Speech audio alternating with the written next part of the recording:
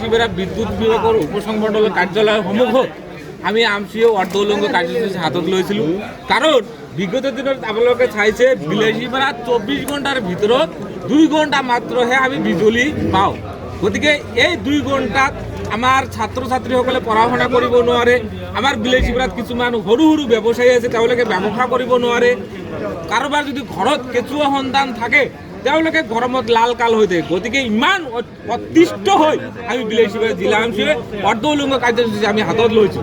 এই কাৰ্যসূচীৰ জৰিয়তে অসমৰ যোগান মন্ত্ৰী বিদ্যুৎ যোগান মন্ত্ৰী ডাঙৰীয়ানীক ক'ব বিচাৰিছোঁ যে আপুনি মন্ত্ৰী একেবাৰে ব্যৰ্থ মন্ত্ৰী, আপুনি ৰাইজক বিদ্যুৎ যোগান দিয়াৰ ব্যৰ্থ হৈছে। গতিকে অনতিপলমে আপুনি মন্ত্ৰীত্ব পদৰ পৰা পদত্যাগ কৰক, অন্যথায় কিন্তু অসমৰ ৰাইজে কিন্তু আপোনাক ক্ষমা নকৰে। আৰু অসমৰ মুখ্যমন্ত্ৰী ডাঙৰীয়া হিমন্ত বিশ্ব শৰ্মা ডাঙৰীয়ালৈ অনুৰোধ কৰিছোঁ আপুনি অনতিপলমে এই ব্যৰ্থ মন্ত্ৰীক মন্ত্ৰীসভাৰ পৰা বহিষ্কাৰ কৰক আৰু অসমৰ ৰাইজক নিয়মিতকৈ বিদ্যুৎ যোগান ধৰক। আৰু আমি বিলাসীপাৰা জিলা আমচিয়ে দাবী কৰিছোঁ যে আজিৰ পৰা যদি বিদ্যুৎ বিভাগে বিলাসীপাৰাৰ বিদ্যুৎ বিভাগে যদি নিয়মিতভাৱে বিদ্যুৎ যোগান নধৰে তেনেহ'লে অনাগত দিনত ইয়াতকৈ ভয়ানক, ইয়াতকৈ উলংঘ আমি গণতান্ত্ৰিকভাৱে আন্দোলন কৰিবলৈ কুণ্ঠাবোধ নকৰোঁ। গতিকে আমি সদয়ত ক'ব বিচাৰিছোঁ আজিৰ পৰা বিলাসীপাৰা নিয়মীয়ভাৱে বিদ্যুৎ যোগান ধৰক।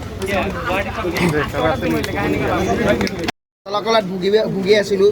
এই ভুগি থকা মানুহখিনি আমি অধিষ্ঠিত হৈ বিলাসীপাৰা জিলা আমচুৰ ফালৰ পৰা আজি বিলাসীপাৰা বিদ্যুৎ উপসংমণ্ডলৰ কাৰ্যালয়ত ঘেৰাও কাৰ্যসূচী অৱলম্বন কৰিছোঁ। চাওক এইখন চৰকাৰে আহিছিলে 24 ঘণ্টাৰ ভিতৰত 24 ঘণ্টা বিদ্যুৎ যোগান ধৰিব বুলি এই শ্লোগানেৰে আহিছিলে।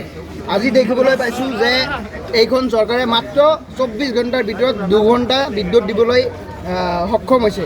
গতিকে এইখন চৰকাৰৰ বিদ্যুৎ বিভাগ একেবাৰে ব্যৰ্থ, অসম চৰকাৰ ব্যৰ্থ বিদ্যুৎ যোগান ধৰিবলৈ।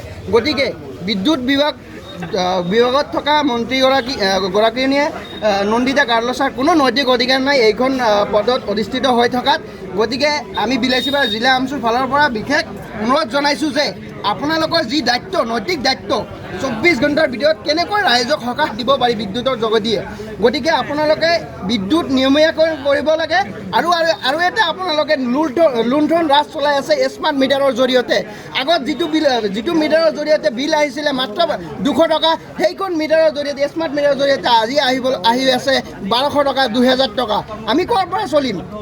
আপোনালোকৰ এনেকুৱা পদ্ধতিৰ দ্বাৰা আমি ৰাইজে জ্বলাকলা খাই আছোঁ, জৰুলা হৈ পৰিছোঁ। গতিকে আপোনালোকে আপোনালোকৰ যি বৈদ্যুতিক বিদ্যুৎ নিয়মীয়াকৈ ছিষ্টেম এটা আছিলে এই ছিষ্টেমৰ বাহিৰত নাযায় আমাক ৰাইজক সকাহ দিবৰ কাৰণে আপোনালোকে নিয়মীয়াকৈ গ্ৰহণ কৰিব লাগে।